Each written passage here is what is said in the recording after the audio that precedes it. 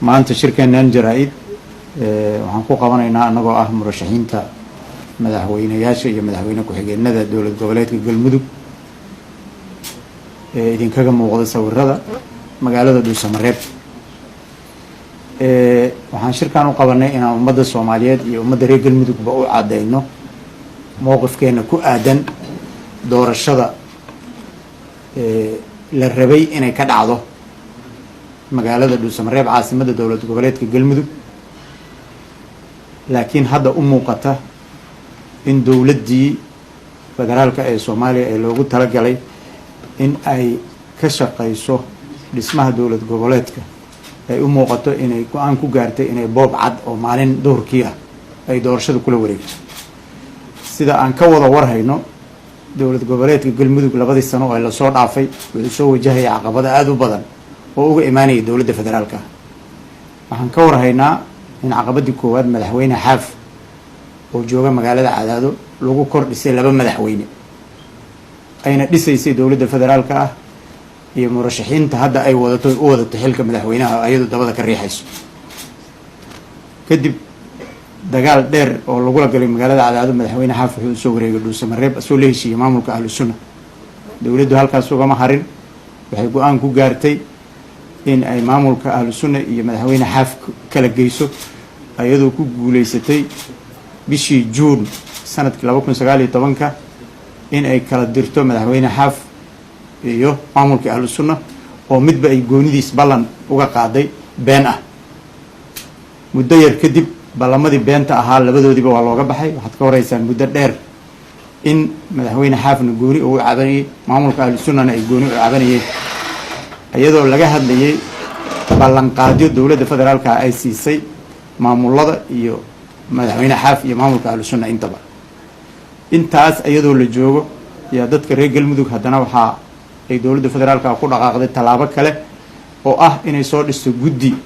shaqaale iyo agaasimayaal u badan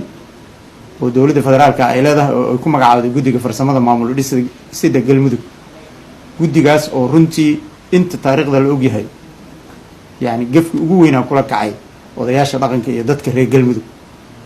halkaas loogama harin, maamulkii mar walba murashaxiinteena iyo dadka daneynaya inay galmudug hagaagto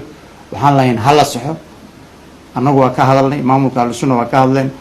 ilaa madaxweyne xaaf iyo cid walbana waa ka hadashay, dheg looma dhigin lamana joojin. waxaa hore u socotay gardarooyinkii iyo boobkii ay dowladdu wadaday iyadoo aada og tihiin in hal habeen lagu saxiixay wax ku dhow dhowr iyo 60 xildhibaan oo odayaashii dhaqanka markay diideen inay saxiixaan xildhibaano aysan beelahooda soo xulin ay saxiixeen xubnaha madaxda ka ah guddiga farsamada. odayaashiina ayagoo wada dhawaaqaya oo qaylinaya bannaanka aad ku aragteen. halkaas markii la marayo oo weli khaladaadkaasi aan u adkaysanayno oon isleenahay galmudug yaa la heli doonaa, waxaa soo baxay baarlamaan isku dhafan oo maamulka ahlu sunnana xibno laga siiyey iyadoo la qiimeynayo dagaalada iyo shaqadii ay dhulkan deegaankan iyo nabaddii ay ka soo qabteen iyo xubnihii kale oo dowladda federaalka ay soo xushay oo in badan oo ka mid a runtii boob iyo isdabamarin odayaasha dhaqanka lagu sameeyey ku yimi. iyadoo intaas ay soo dhacday ayaa murashaxiintan iyo kuwo kaloo badan runtii ay go-aan ku gaareen inay baarlamaanka u go-aan dhigtaan una gar dhigtaan. nasiib darro dowladda federaalka oo kalsooni darro weyn isku qabtay wadatana dad gaar ah oo kursiga u rabto yaa waxay aamini weysay in 89 xildhibaan lagu tartamo. waxay go-aan ku gaartay baarlamaanka inay kala jabiso oo 20 xildhibaan oo ahlu sunna ay bannaanka ka dhigto. waxaa soo haray 69 xildhibaan oo dowladdu ay ayada sidii aan idiin sheegay horey soo xulatay oo ay rabto in lagula tartamo ayada iyo murashaxa ay wadato. waxaan baaqi ka soo saarnay in la joojiyo oon sheegnay in la joojiyo arrimaha noocaasa, baarlamaanka la isku soo celiyo. guddoomiyahaan la hadalnay, waxaan la hadalnay madaxda sare, cid walbaan la hadalnay. waxaan nidhi baarlamaanka dib ha la isugu soo celiyo, 89 xildhibaan ha la keeno, in halkaas aan ku tartanno diyaaraan u nahay. dowladdii waa ay ka suurtoobi weysay. waxaan rabaa ummadda Soomaaliyeed iyo ummadda reer galmudug inaan u sheego musharaxiintan dhammaantood sanadkan halhayska lala soo shirtay wuxuu ahaa galmudug wada jirta, galmudug midaysan, galmudug mid ah, galmudug isla socota in la dhisi doono. waxaa soo baxday in dowladda federaalka ah ay go-aan ku gaartay inay galmudug iska dhaaf midaysane galmudug ay u qaybiso 3 ilaa 4 garab si danta ay iyadu leedahay gaaban ay ugu gaarto waxaad ka waraysaan maanta galmudug inay leedahay 3 baarlamaan mid gaalkacyo uu joogo labana ay dhuusamareeb isla joogto madaxweyne leedahay xaaf maanta iyo berrina 2 madaxweyne oo kale yeelanaysa sida hadda hawsha ku socoto haddaan laga joojin waxaan ku baaqnay in shaqadaas la joojiyo caqligu taliyo laysu yimaado laysku soo laabto waxaan rabnaa inaan ummadda soomaaliyeed iyo dadka reer galmudug u sheegno 2 arrin mid waxa weeye nin baa nin ka af badnaabaa aad wuxuu rabay inuu been ku dardaro cabaar markay beentii wadeen is yiri ninka xoogaa waa ka aqli badisama waa ka garheshay iyo ninka wuxuu yidhi been walbood sheegto soo runimo daba socoto og hadda maanta wax walboo la sameeyo beenho lagu dhoodhoobo oo dowladda federaalka iyo maaragtay maamulka guddoonka baarlamaanka ay dhoodhoobaan run baa daba socota hal xaaraanu dhirig xalaala ma dhasho annaga waxaan nahay dad u taagan xuquuqda dadka reer galmudug waa u taagnaan doonaa maantaan u taagannahay berriyaan u taagnayn shalay waa u taagnayn waana u taagnaan doonaa haddii ilaa yidhahdo murashaxiinta aan matalayno oo madaxweyneyaasha iyo madaxweyne ku-xigeenada ah baaqeenna aan soo saarna wuxuu yahay kow in caqligu taliyo lana hakiyo dhammaan brosesyada socda 2 dhuusamareeb ka socota midka gaalkacyo ka socda in la hakiyo 2 in talo la isugu yimaado muddo 15 cishaa gudahoodna lagu tashto la iskuna meel dhigo sidaan sidii galmudug sidaan dhaanta sidii loo heli lahaa haddii la waayo wixii mas-uuliyada oo ka yimaada waxaa iskale dowladda federaalka ah oo go-aan ku gaartay inay dharaar cad dadka boogto kursi beenahoo xaaraana dhisato waxaa moogtahay marka in cuqubadaadu soo daahdaa roodhe dowladdii federaalka beenta ee iyadii sheegaysay hadda maanta magaalada dhuusamareeb oo 2 baarlamaan dhisan tahay maxay rabtaa dadkii soomaaliyeed inay u sheegto anigu uma haysto in caqli meeshaas ka shaqeeyey umana haysano haddaanu nahay murashaxiintii in sidaan reer galmudug loogu danaynayo waxaan ugu baaqaynaa inta caqliga leh odayaasha dhaqanka kuwooda caqliga leh baarlamaanada madaxweyneyaasha oo madaxweyne xaaf ugu horeeya maamulka ahlu sunna reer galmudug inaan ayaheena ka tashano dowladda federaalka waana gabtay waxaa ka soo hartay inay boob iyo handadaad isugu darto dadka waxaan rabaa inaan ugu baaqo meeshaan galmudugaa la yidhaahdaa horena waa u sheegay haddana waa ku celinaya waxba handadaadu ma tarayso annaga waxaa nagu filan wax ugu badan oon haysano afkeenna wey haddii ilaa yidhaahdo cad xaaraana ku xalaalan mayno xalaalna ku noqon maayo haddii ilaa yidhahdo cid allaale ciddii wax boobtay ayadaa berri keeni doonta ayadoo sidaan ka tabar xun kana tala xun aad iyo aad baad u mahadsantihiin anuu ku hadlayo magacayga iyo kan murashaxiinta madaxweyne ku-xigeenada ah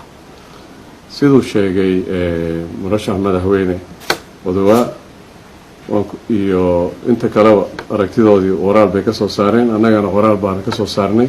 wixii taariikha ilaa maanta ceebtaan maanta dhex taagannahay waxaana gaarsiiyey madaxweynaha baa horey usoo sheegay annaga hadda waxaa weye inaan ku taageerno aragtidaas baan usoo istaagay inuu ayidno qodobadii ka soo baxay warqadoodii iyo wixii hadda lagu sheegay waad ogsoontihiin galmudug waxaan ugu nimid inaan dhisno galmudug midaysan dadka dhan wada leeyihiin cid gaarana dhabarka u saaranayno hase yeeshee waxaan ugu nimid in arrintaasi ka duwan tahay maantana waa ayaan daro in deegaankani ka jiraan 3 maamul oo isbarbar socdo mid oo dowladda federaalka dhisayso mid ahlu sunna waljamaaca dhistay iyo mid kalena gaalkacyo ka dhisan haddana waxaa laga yaabaa mid afaraadna inuu yimaado waa wax laga fiican yahay arrintaasi waxaan baaq ugu diraynaa dowladda federaalka soomaaliya in qodobadii murashaxiinta madaxweyneyaasha ay soo saareen inay dhegaystaan ayna ku dhaqmaan halkani xoogna laiskuma sheegan karo maantana waxaan ka cabsanaynaabo in maadaama ciidamo iyo 2 maamul magaalada dhuusamareeb isla joogaan qaladaad yaryar iska yimaado inay xabado iska dhacaanna waa laga yaabaa horaana loo yiri xabada hadday bilaabato waa saalan tahay sida loo joojiya baa adag marka taasna dowladda inay ka fikirtaa laan ka codsanaynaa aad baan uga xunnahay waxa meesha ka dhacay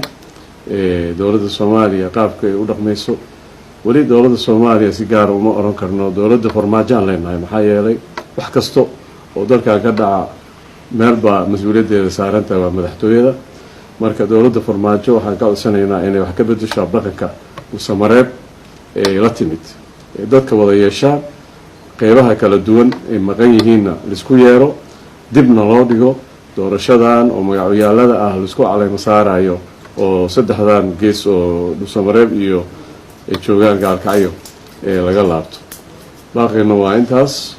waana ka xunnahay annaga dad colaad wadno ma aha dad xaldoon baanu nahay waxaan u nimid inaan galmudug wax ka toosino aad baan uga xunnahay dib u dhac iyo 40 sano la soo dhaafay 4 sano kale inay dalka deegaankan ku yimaado annagoo rajeynayna inaan ka dhigno galmudug kuweytka cusub geeska Afrika ayaan daro siday wax ku socdaan noqon mayso aqliga shaqeeyo siduu yiri madaxweyne Odawa aqliga shaqeeyo leenahay la isku laabto hal wada hadlo waxa la wadaago waxna hala toosiyo. Assalaamu calaykum waraxmatullaahi